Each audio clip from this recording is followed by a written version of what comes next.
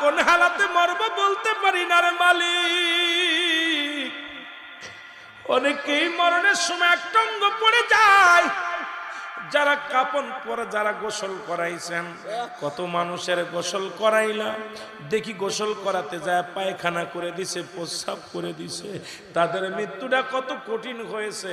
অনেকের জিহ্বাটা বাইর হয়ে যায়, এক হাত জিহ্বা বাইর হয়ে যায়, চোখ দুটি বড় বড় হয়ে যায়, চোখ দুটি আর বন্ধ করা যায় না। ইমাম সাহেব তাড়াতাড়ি চোখ দুটি বন্ধ করতে যায়, বন্ধ হয় না রে। ওই চোখ দিয়ে আজরাইল ঢুকেছে, চোখ দুটি আর বন্ধ হয় না।